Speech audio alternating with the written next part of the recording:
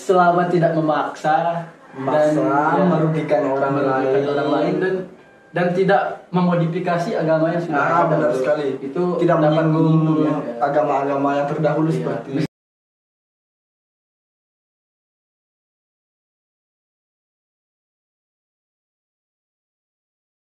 ya. Bahkan di agama Islam sendiri, bro, di agama kita. Iya, di agama kita beragama itu dibebasin, bro. Benar. Ini dapat dilihat dari ayat di dalam Al-Quran yang berbunyi lakum dinukum waliyadin. Bagimu agama, bagiku agamaku. Jadi, ya kalau sebenarnya nggak ada aliran sesat juga ya, karena itu terlalu subjektif. Karena bisa aja di aliran mereka justru kita yang sesat gitu. Oh yang mana? Benar-benar. Iya. Kita kan menganggap mereka di luar agama kita itu Iya. sesat. Berarti mereka juga menganggap kita itu sesat. Iya, jadi ya nggak usah dikriminalisasi lah. Asalkan tidak ada sebuah perpecahan Iya. atau apa namanya? Nanti kalau tiba-tiba ada orang yang ngaku nabi misalnya, itu nggak usah dipolisiin, bro. Bawa ke rumah sakit jiwa. Ya benar, karena mereka gila sebenarnya. Jiwaan mereka, bro. Ya, ini berarti bukan dipolisikan ya? Iya. Bukan dipenjarakan. Iya, Berarti harusnya direhabilitasi. Iya, harus dikasih wajangan. Dan menurut gue yang tolol ini orang-orang yang percaya, bro. Benar sekali. Udah tahu bahwa itu pemahaman yang baru, mereka ikuti. Iya. Dan misalnya nih, kayak kata gue tadi, tiba-tiba ada yang ngaku nabi, sementara di Islam sendiri udah jelas-jelas nabi terakhir itu Nabi Muhammad Sallallahu Alaihi Wasallam. Budaya kaum bersolawat. Nah, jadi kenapa Anda tiba-tiba percaya kalau ada orang yang ngaku Nabi Isa? Ya ketawain, bro. Ini bukan Bukan malah dimasukin kantor polisi, dilaporkan, apalagi diikuti kan. Nah, itu lebih goblok. Bertemu Nabi baru. Ya, Oke, berarti yang percaya sama yang ikuti berarti orang yang goblok ya. ya. Yang tahu enggak orang yang buat aliran baru itu sebenarnya mereka enggak goblok, tapi bisa jadi mereka gila. Bro. Ya, berarti bukan dipenjarakan Ya, ya. bukan dipenjarakan. Intinya itu ya. Jika ada aliran yang baru, bukan dipenjarakan tapi direhabilitasi atau dimasukkan ke rumah sakit jiwa. Ya, dan Anda harusnya meningkatkan keimanan Anda. Benar ya. sekali. Iya. Oke, ngomong-ngomong. Oke. Sebenarnya gua mau membahas gini ya. Sebenarnya ini udah lama terjadi sih, kayak apa ya? Budaya lah. Budaya. Tapi kemarin ada kasus ya di kita. Memang kita selalu mengangkat kasus-kasus yang ya, jadi jangan laporkan kita. Iya. Ya.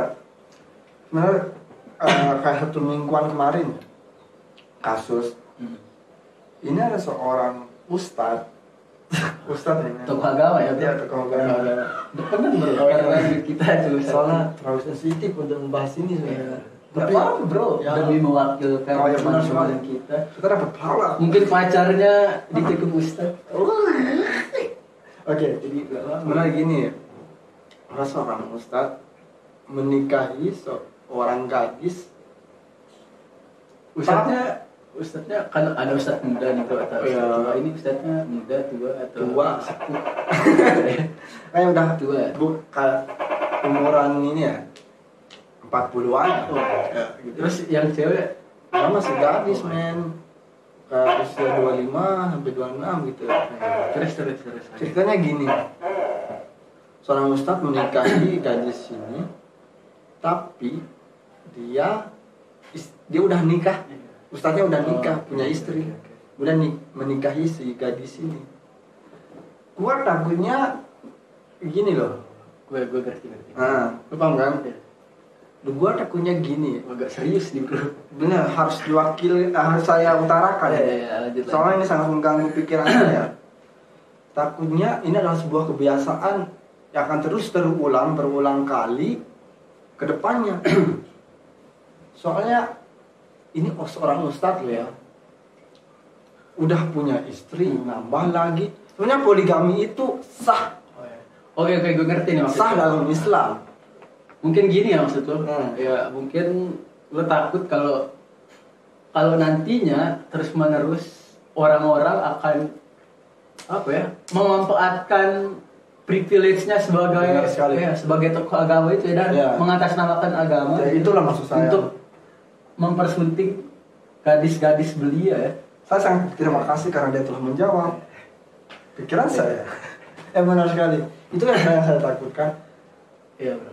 Karena dia itu seorang ustadz yang dipandang masyarakat, yang dianggap bahwa dia adalah orang yang baik. Dia memanfaatkan kapasitasnya sebagai seorang ustadz untuk memuaskan itu.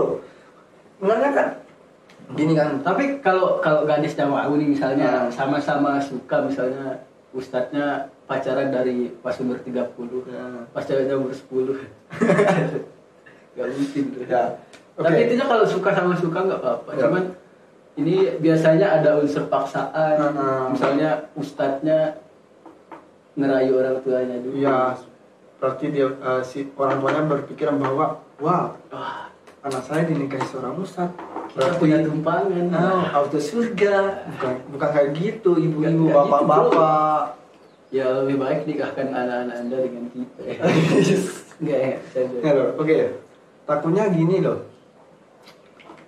Kan kalau kita sejarah ya, kita berbicara sejarah ya. Sejarah Nabi kita Muhammad Sallallahu Alaihi Wasallam. Budayakan bersolawat. Karena orang yang paling pelit ya kata Nabi. Kalau tidak menyebut nama, orang yang mendengar nama Muhammad tidak melanjutkan dengan Sallallahu Alaihi Wasallam itu hanya orang bakhil. Orang bisa. Di hati kan. Oke, kita lanjut ya. Kita berbicara sejarah, kita Nabi Muhammad Sallallahu Alaihi Wasallam kan beliau itu menikahi 9 wanita ya. Iya.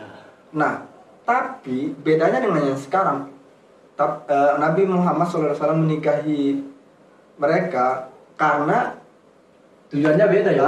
Tujuannya pertama itu untuk membantu janda-janda miskin. Janda-janda yang suaminya kayak udah perang, meninggal di perang. Terus niatnya untuk membantu. Intinya baik ya. Karena nggak ada yang menafkahi, jadi tanggung jawabnya sebagai seorang pemimpin. Itu sebenarnya yang perlu kita contoh. Tapi beda dengan yang sekarang. Sekarang waduh. Sekarang bro. Tapi tidak semuanya, tidak semua ustadz. Enggak semua. Enggak semua. Yang mungkin cuma yang satu tadi ya. Oh iya. Kita ustadz ini baik-baik bro. Oke. Itu loh. Iya, tujuannya memuaskan ini. Iya, dan kalau gue lihat ya di sini orang-orang kalau poligami itu mengatasnamakan agama cuma buat memuaskan hasrat aja. Maksud gue kalau dia memang benar-benar meniru Rasulullah ya, harusnya dia menikahi janda miskin. Tapi ini yang dinikahi bagian kita bro, anak-anak SMA baru masuk mahadah, langsung mungkin dan mereka mengajarkan soy ada yang baru ya. Dan yang mengganjal. Dan sebenarnya menurut gue di Islam itu kan ini banyak kita dengar nih kalau dianjurkan berpoligami sampai 4. Tapi menurut gue padahal itu nggak dianjurkan bro. Terus sebenarnya itu cuma batasan ya. Karena gue pernah baca orang-orang jahiliyah zaman dulu itu senang banget mengoleksi istri gitu. Jadi istrinya ada yang 5, 7, 11. Udah bisa main bola bro istri-istrinya. Ya jadi mungkin itu yang menyebabkan turunnya ayat yang cuma membolehkan poligami sampai 4. Ya jadi maksimal artinya? Iya, maksimal. Jadi itu membatasi bro, bukan. Tapi kebanyakan sekarang orang-orang justru menganggap poligami itu dianjurkan bro. Padahal sama sekali enggak menurut gue. Berarti cara menafsirkan. Iya, cara menafsirkan aja salah. Benar-benar. Iya. Dan apalagi di kalangan para kalian tahu lah, mereka menikahi gadis-gadis belia gitu. Misalnya yang iya kalau ceweknya suka sama suka sih nggak apa-apa ya. Tapi kayak ada kesan maksa ya. Iya, biasanya maksa secara halus, bukan secara dia ayo nikah, bukan kayak gitu. Iya. Pertama dia misalnya nih anaknya nggak mau nih, tapi orang tuanya gara-gara anaknya dilamar sama Pak Ustadz. Yang kalau di sini kalau udah labelnya Ustadz itu Masya Allah. Masya Allah, sangat-sangat dimuliakan ya di sini. Jadi itu kurang. Mau nggak mau si cewek ini harus nikah dengan orang yang nggak dia cinta gitu. Itu memaksakan, bro. Dan kalau menurut gue ya, kalau pernikahan terjadi secara paksa, bro, itu menurut gue pemerkosaan, bro. Oke, karena tidak ada unsur, tidak suka ada sama suka, sayang sama sayang. Benar. Iya, lebih baik free sex. Enggak, bercanda men. Sebenarnya itu sih bentuk kesesalan kami terhadap peristiwa-peristiwa yang nyeleneh untuk oknum-oknum. Kalau bisa ya, jangan bawa-bawa nama Tuhan lah. Benar sekali. Itu tidak layak. Karena para orang tua, kalau anaknya udah nanti anak ibu mendapat bendera Siti Aisyah, jadi paskibra, bro. Sejujurnya benar sih ya, kalau orang yang sebenarnya ikhlas untuk di poligami benar mendapat bendera Siti Aisyah ya. Tapi jangan dijadikan sebuah apa ya, motivasi untuk aku harus poligami ya. Berarti itu salah besar. Cara berpikirnya ya, bukan apa namanya? Bukan pernyataan bahwa kalau orang yang berpoligami itu dengan ikhlas dapat mengibarkan bendera Siti Aisyah misalnya. Iya. Tapi yang disalahkan ini yang dijadikan motivasi orang-orang yang menjadikan motivasi. Dan menurut gue, bro, nggak ada cewek yang ikhlas di poligami. Benar sekali. Pasti ada rasa. Ya itu tadi, mereka mengharapkan bendera itu. Iya. Cara berpikirnya misalkan ya. Berarti orang yang cara berpikirnya di garis bawah ya, cara berpikirnya bukan dari pernyataan yang telah kami utarakan tadi.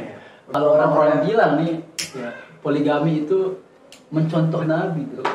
Ya tapi kan Nabi nikahinnya janda-janda tua, sama bantu. Tujuannya memang untuk membantu, benar sekali, bukan untuk memuaskan apa. Tapi kalau gadis membantu apa, bro? Mereka masih punya orang tua, masa depannya masih panjang, karirnya juga belum ini. Iya, terus tiba-tiba dinikahi sama, masanya suram sekali. Oke, itu jadi itu ya. Poligami itu tidak dianjurkan. Bagi di garis bawah ya. Jadi jangan mau dipoligami. Iya. Kalau belum ikhlas ya. Kalau nggak ikhlas ya nggak usah. Cuma juga kalian nggak dapat bendera. Iya, kalau cuma gara-gara biar niatnya udah. Iya, itu dia. Terkecuali poligami karena lillahi ta'ala. Iya, baru bisa Anda langsung istilah kayak bonus ya. Iya. Maksudnya dengan mengibarkan bendera Siti Aisyah itu adalah bonus. Bukan motivasi ya, bukan niat. Iya. Jangan dijadikan sebagai niat ya. Kalau niat poligami itu lillahi ta'ala. Itu. Jadi kita lumayan pintar. Oke, sebaliknya. Lanjut. Oke. Akhir-akhir ini di Facebook tuh banyak orang bukan pamer sih, gue nggak tahu. Tapi gue nggak pamer sih ya. Posting foto-foto celengan gitu. Oh iya, sempat viral ini. Ini ada udah 2 mingguan. Iya. Udah mingguan. Buka Facebook, video Anda. Wah, celengan semua, bro. Gue kira orang jualan serius. Unboxing celengan. Unboxing celengan. Gue kira ada celengan yang dijual kan udah ada isinya. Gitu ya. Terus lo yang mau bahas apa ini? Masalah celengan apa? Dan ternyata gue baca captionnya itu, captionnya gini nih guys, bro. Terus ntar ada, wah, pecahan 100.000-nya mana? 50.000-nya mana? Berarti yang disebut pecahan yang gede ya. Padahal di gambar yang dia belah itu pecahannya cuma 1.000, 2.000, 5.000. Itu 5.000 paling mentok itu 10 kayaknya. 10.000 cuma selembar, bro. Iya. Terus dan itu katanya dicolong tuyul, bro. Gimana dia menurut pendapat Anda tentang tuyul? Tuyul. Sebenarnya tuyul ini ada sih sebenarnya. Jadi Anda percaya ya? Kita lanjut mengenai tuyul ya. Ya. Itu gue sempat mikir, ini orang-orang pada pamer uang apa gimana gitu. Gue nggak paham sih sebenarnya konsepnya. Kalau menurut saya pamer sih. Coba lo lanjut dulu. Enggak, ini tuyul itu lo percaya nggak sih? Itu dulu. 50-50 sih sebenarnya. Kenapa lo nggak percaya? Sebenarnya gua percaya sih tuyul itu ada. Iya. Cuman kalau ngambil di sebuah Celengan yang berbentuk apa namanya? Lebih dominan mereka yang posting itu celengan ya bulat panjang iya. gitu. Gimana ngambilnya gitu. Itu yang masih saya heran. Oke. Dan katanya gue juga pernah dengar kalau ini alibinya mereka ya. Pas gue tanya kenapa tuyulnya nggak nyuri di ATM aja gitu. Lebih banyak bro. Tapi katanya tuyul itu nggak bisa nyuri duit kalau ada kacanya ya. Jadi makanya dia nggak bisa masuk ATM. Tapi ada juga yang bilang kalau tuyul itu nggak bisa nyolong duit kalau dilipat, ngerti nggak? Oh ngerti. Masih Harus lembar set gitu. Kalau ada lipatan mereka nggak bisa. Mereka nggak bisa katanya. Ya. Tapi sedangkan di dalam celengan itu udah dilipat, dikumas. Apalagi kan biasanya anak kecil ya. Karena nggak mungkin juga lo taruh di celengan langsung lembaran itu nggak bisa masuk bro. Berarti kita tegaskan itu bukan kasus pencurian tuyul, melainkan sebuah pameran. Jadi untuk ini biasanya pamer ibu-ibu, benar ibu-ibu. Soalnya rata-rata yang pakai Facebook. Iya itu ibu-ibu. Sebenarnya saya juga pakai Facebook sih, cuman yang posting ini kayak yang udah nikah. Iya, ibu-ibu tante-tante. Pokoknya ya mak-mak yang bukan mak-mak yang tua-tua dulu ya, karena yang tua-tua yang terlalu tua kayak dari 30-an ya, yang dari 20 sampai 40 lah. Iya. Berarti ini mereka jadikan ajang pamer. Saya yakin Anda pamer. Bukan kenapa Anda memfitnah tuyul? Tuyul itu baik loh, maksudnya anak kecil kesian ya. Tapi dengan ngomong gini bro, bukan berarti kita pelihara tuyul. Bukan. Karena kalau kita tidak percaya tuyul. Kalau 50-50. Oh, bisa jadi nih. Kan yang banyak posting itu kan ibu-ibu ya, yang punya anak kecil. Bisa jadi Anda pelit, makanya duitnya hilang. Misalnya anaknya minta duit, mak minta uang dong, nggak dikasih, nggak ada. Akhirnya dia memutusin. Ngerti nggak? Ngerti. Triknya gini. Aku congkel saja celengannya. Ambil lidi. Yang tinggal dikilik-kilik bro. Terus Terus dia pilih, oh ini 1000-an nggak usah. Oh ini 100 gitu. Benar sekali. Berarti Anda orang pelit. Iya. Kalau nggak bukan pelit, kalau nggak pamer berarti Anda orang pelit. Ya. Oke. Jadi ya nggak usah bahas tuyul lagi. Nggak usah. Berarti gedok Anda sudah terbongkar. Ya atau kalau memang tuyul itu benar-benar ada, Anda kan tahu kelemahan tuyul. Dia takut kaca. Jadi buat celengan pakai kaca aja. Simpel sekali. Atau kota amal nggak pernah hilang bro. Nggak pernah. Jadi mungkin Anda harus tuliskan lapas-lapas suci. Suci Al-Quran. Jika Anda takut. Iya. Karena tuyul itu kan setan ya. Jadi setan. Tapi saya yakin Anda pamer. Saya lebih yakin Anda pamer. Bukan karena atau kemalingan tuyul. Ya. Bukan ya. Bisa jadi anak Anda ya.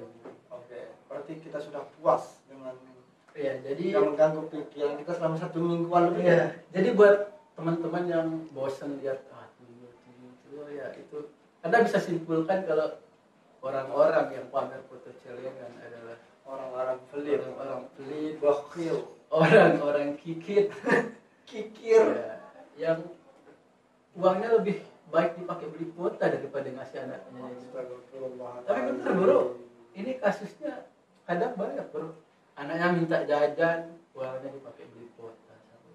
Pakai beli make up, pakai beli lipstick. Udah tua bro. tinggal ngurusin anak, ngurusin rumah, masih simpel sih. Gue juga tahu bro, mungkin mereka sengaja bilang kok pecahan 100.000-nya hilang, 50.000-nya hilang, biar seolah-olah mau tahu, wah dia masukin celengan banyak sekali, 100.000-an, terus yang bersisa tinggal 2.000-an. Tapi ada, iya, itu tidak berhasil menurut kami ya. Kami ucapkan bahwa Anda gagal menipu kami. Menipu karena kami itu sekolah. Ya. Gitu. Jadi buat tuyul. Tuyul ya kalau kalian nonton, kami mewakili ibu-ibu yang sudah memfitnah anak tuyul ya. Untuk bangsa tuyul kami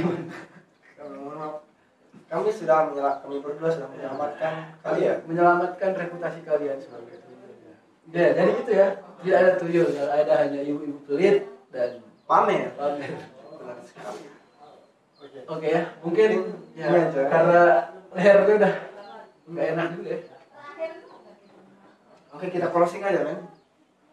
Oke, kita closing aja. Oke, jangan lupa subscribe channel kita, komen. Oh iya, jangan lupa ada giveaway juga ya. Kalau kalian mau sepatu ya, kita pamit dulu kali ini. Tapi tentunya ntar kita balik lagi dengan pembahasan. Pemikiran yang kalian. Semoga minggu ini ada postingan-postingan yang lebih menarik di Facebook. Tidak tentang celengan lagi. Ada hal-hal yang lain. Atau kalau kalian punya keresahan, kalian juga bisa komen. Bisa komen. Itu solusi yang benar. Nanti kita jelaskan bagaimana solusinya. Jangan panjang lebar ya. Iya, karena kita Rocky Gerung ya. Oke. Rocky Gerung, love you. Itu aja dulu. Sekian dari kami. Jangan lupa salam. Assalamualaikum warahmatullahi wabarakatuh.